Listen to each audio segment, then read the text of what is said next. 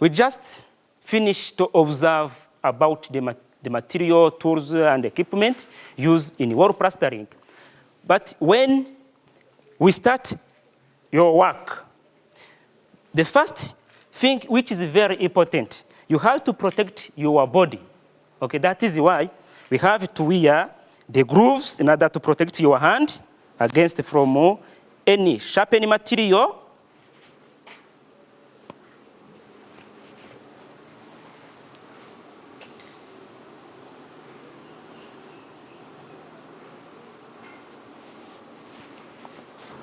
And then protect your head by putting this helmet, okay, in order to protect the head from any object that can throw on you, okay? Then this is an overcoat. This will help me to avoid any duty which can attach on my clothes, okay? Here we have the strong boot, okay? This will protect my feet against from any sharpened material, okay? So then, when you feel that you are safe, okay, you can start your work, okay? Dear student, we are going to start from the first coat of plaster, which is normally called rendering coat, okay? So before applying this coat, you have to be ensured that if our wall is well prepared, okay? So the first thing, you have to observe the condition of our wall, okay? So here we have a brick wall, okay?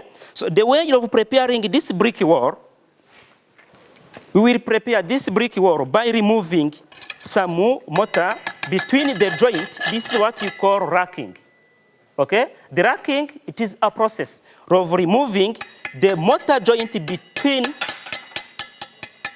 the bricks, okay? This will help us to provide a proper bond between the wall surface and the applied coat, okay?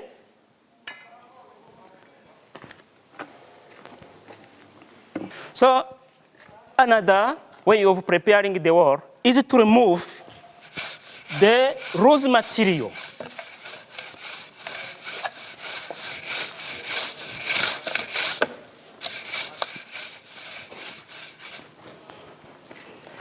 The dust should be removed out from the wall, okay, in order to provide the proper bond.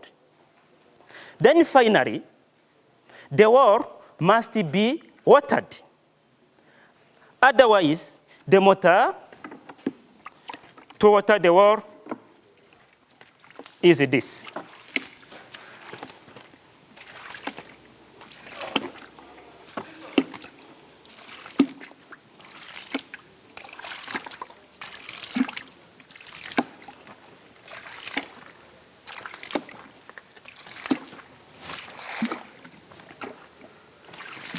So I was saying that the wall must be completely watered. Otherwise, the water in the mortar will be absorbed by those dry bricks, and then mortar will become brittle and crack. This is the main reason of watering the wall surface. Okay? After preparing the wall surface, we come up to the batching and mixing. Dear student, what is a batching? Why do we need the batching? A batching, it is a process by which the specified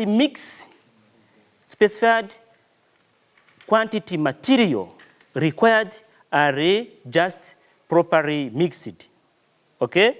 So in batching, we have different types of batching. The batching can be performed either by volumetric or can be done either by weighting, okay? So in this practice, because our practice is very small, okay, we have to use volume batching, okay? So that is why we have to use this gauge box,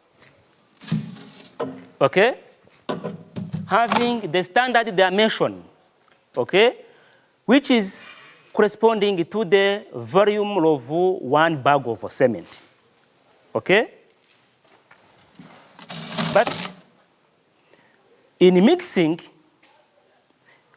because here we have a mortar mixer, which is very speed, rather than another way of mixing. We have two methods of mixing, mechanical mixing and hand mixing. Okay, but in our practice, we have to use mechanical mixing because it is very speed, it is very rapidly. Okay, dear student, here we have a mortar mixer which is electrical. Okay, it is use electrical power. Okay, before using this machine, make sure that the cable, electrical cable, is well ground without any defects. Okay, and then here we have the plate. Okay, that will help us to mix, or that will help us to find the proper mix ratio. So then, the first step of using this mortar mixer is to put 2/3 of water required.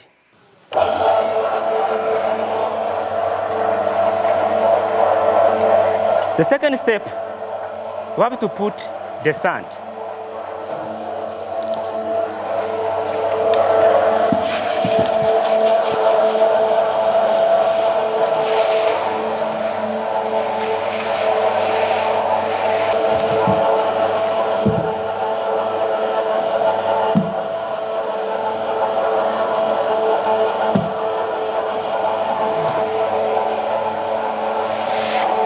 So after feeding a mortar mixer with a cement, we add the remaining part of water, which is 1/3.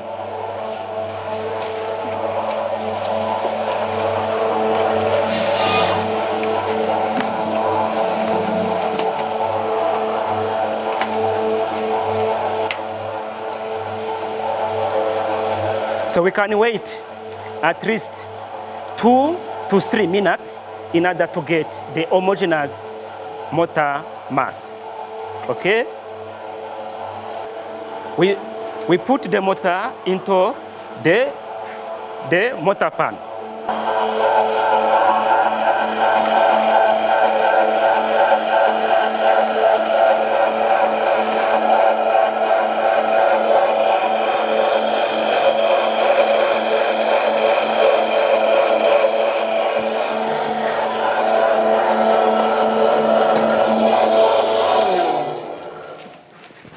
So how this coat of plaster? Remember that we are going to apply the first coat of plaster, which is the rendering coat.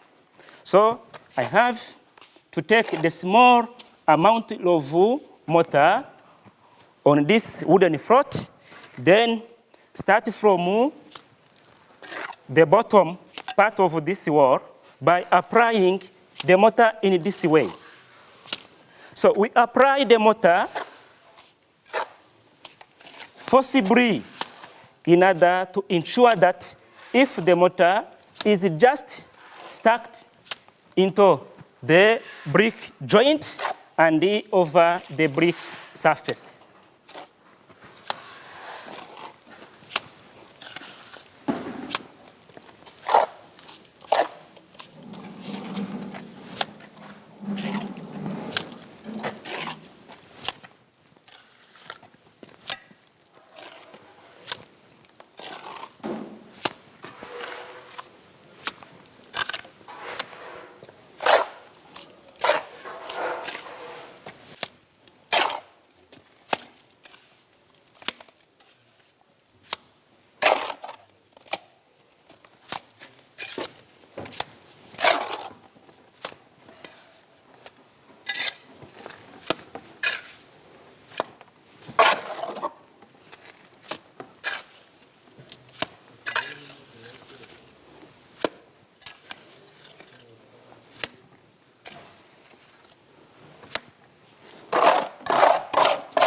We have seen that the way of applying the first coat of of plaster, which is a rendering coat. Okay? After applying this coat, we have to wait for 2 up to 3 days. Okay? Within that period, we water our wall properly in order to ensure the hardness of this coat. Okay? So when this coat just finish with 3 days or 2 days, it looks like this. It will look like this. Okay? This is the old plaster, which has already applied in 3 days ago. Okay? It is a rendering coat like this. Okay? So, to perform the second coat of plaster, which is floating coat or undercoat, here there is a simple calculation which has been already done. Okay? The calculation of the material required for the second coat is similar as the first coat. The process are the same. There is no difference. So, but the difference is there where we have the thickness of 10 mm for the second coat. For the second coat, the thickness of plaster is 10 millimeter. And another difference is about the mix ratio of mortar that we're going to use there. The mix ratio for the second coat is 1 to 5. 1, as you know, the part of cement, 5, the part of sand. Okay? So the way of determining the material for the second coat is the similar like this, but the volume of cement for the second coat was equal to this. And then the volume of sand is this. Okay? Because here we are using the volume batching, okay? By this gauge box, we have to determine the level of cement in gauge box. The size of this gauge box is 30 to 30 centimeter against 40 centimeter depth. Okay? So, in order to find this level of cement within gauge box, we have to apply this formula. Level of cement in the gauge box will be equal to the volume of cement over the base area of gauge box. Okay? Remember that the size of gauge box is 30 to 30. Okay? 30 to 30. Okay? So, if this will give us 0.005 cubic meter as the volume of obtained cement over the area of base of that gauge box, which is equal to 0.3 meter times 0.3 meter. Okay? 0.05 cubic meter over 0.09. Okay? So this gives this height of 60 centimeter. Okay? 5.5, which is approximately to 60 centimeter. Okay?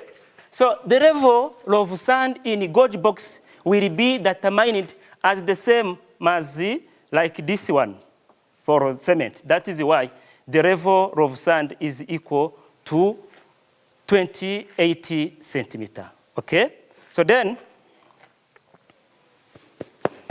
the second step is to prepare our wall surface. Okay? So the surface must be prepared by spreading water over the surface because it was dried, okay? So this will avoid abnormal absorption of water from the mortar.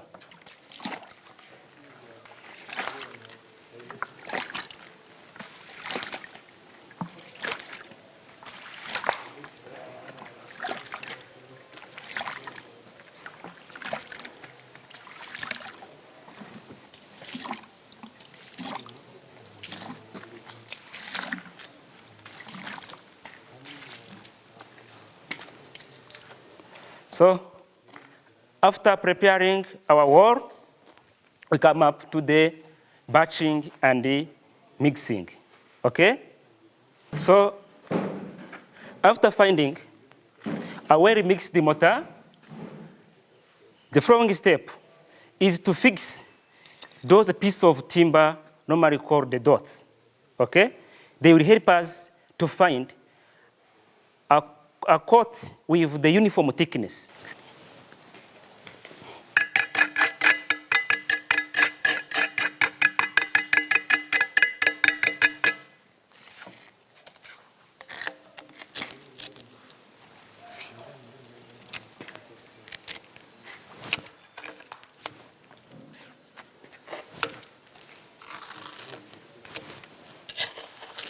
So this is the way you're fixing those wood buttons or dots on the wall.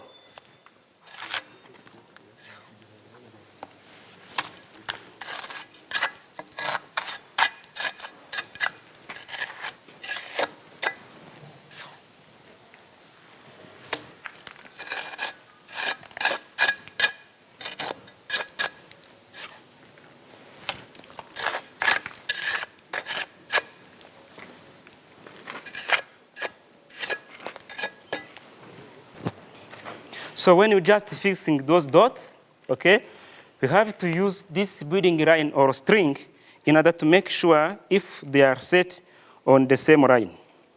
Okay, good. There is no difference. Our dots are set on the same line, okay? We use this string to check if they are set on the same line, okay? So now,